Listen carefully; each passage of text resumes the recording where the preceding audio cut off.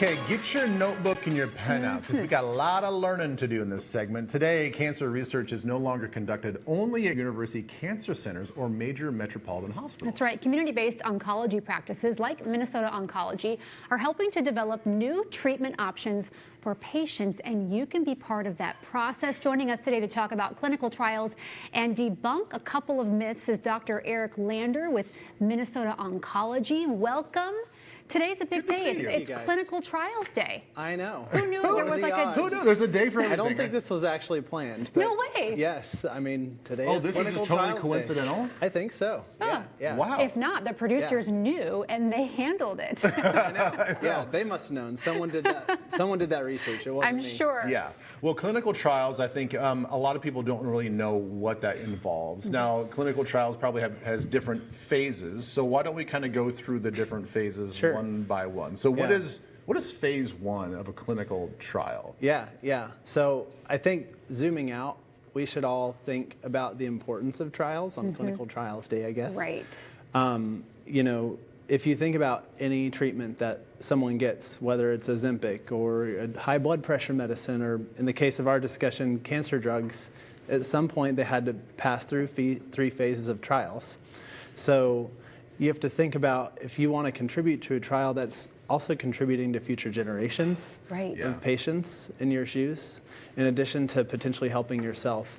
Right. So phase one is really thinking about, this is the first time we're introducing this treatment in humans. We want to make sure it's safe, first and foremost, right?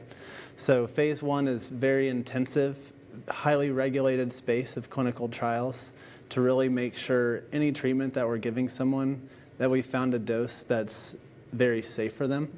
Obviously, we all know things have side effects, but we don't want that to be excessive, and we want it to be in a way that's, you know, for someone to tolerate while also finding that efficacy piece. So before even phase one happens, the drug is being tested in a lab and probably for years on animals of some sort, and then it gets to the point where like, okay, good enough. We need to start this. Yeah. In So we're humans. not just like you're the guinea pig, a human American. No, technically there are rats, other animal models, cells, all these things that are done for many years before it even reaches a human. Okay. So it's a long process. The average drug that you can start to receive takes 17 years to develop from the time that it's first found in a lab. So the benefit of these trials, I mean, there's 3 phases, which there's a lot that goes into those phases, but the benefit, like you were mentioning, is not only potentially helping yourself, but helping someone like your great-granddaughter, like down the road. Exactly. I mean, thinking about it like that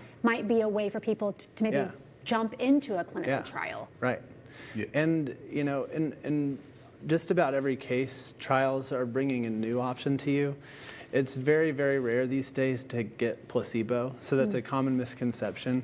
So at bare minimum, you're receiving at least what we would consider a standard treatment, if not something new and improved. So So real quickly, what's the second phase and the third phase of the trials? So phase one, once we've determined it's safe, find our appropriate dose, we move into phase two.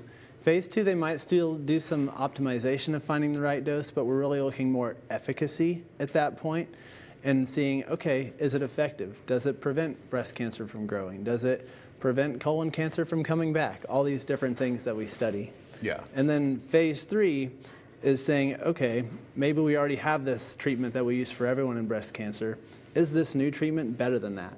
And so in phase three, they're often examining a standard treatment versus this new treatment. Oh, okay. And so we're always trying to find new cures. That's where phase three is really trying to say, is this better than what we're already doing? Right. Yeah. I'm sorry. Yeah, go ahead. No, I was just going to say, last year you and I met and we talked just about this topic. And the one thing we really talked about was that this is not a last-ditch effort. This is not like we think this will save your life.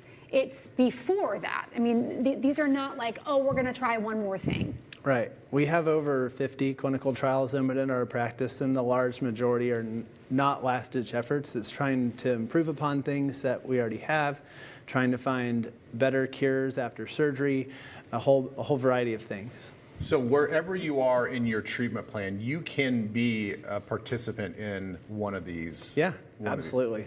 Yeah. And we welcome all our patients to talk with their doctors about what are their trial options, because there's a very good chance we might have a study for them. Yeah, there are a few cancer treatments looking for clinical trial patients right now. Maybe name a couple of those. Do you know that? all of the above. So breast All of the cancer, above. lung cancer, colon cancer. We have trials in melanoma, lymphoma, leukemia. Any cancer you can think of. Yeah. Pancreatic? Yeah. Pancreatic, yep. Yeah. So these big KRAS drugs, we have those trials at our practice. So there's a whole variety of trials. Yeah. So essentially talk to your doctor, talk to your oncologist, and just say like, hey, I mean, could this be part of my treatment plan? Is there something out there that's being experimented on that maybe goes to market that I can help out the next future generation and myself at the same time? Yeah, and if you ever want to look further, on our website, we even have it all published for anyone to come look at, divided by cancer type, because we want even our patients to feel empowered to look for that information themselves. Definitely. Great information. Thank you so Yeah. much, Dr. Thanks Lander. We so appreciate much. you being here. You can learn more about clinical trials and how to participate with Minnesota Oncology. They are the Twin Cities' largest and only independent cancer care provider. Minnesota Oncology has more than 100 cancer care specialists in multiple locations across the metro. The Colon and Rectal Surgery Association recently joined the practice, expanding comprehensive care options as well. You can learn more at mnoncology.com.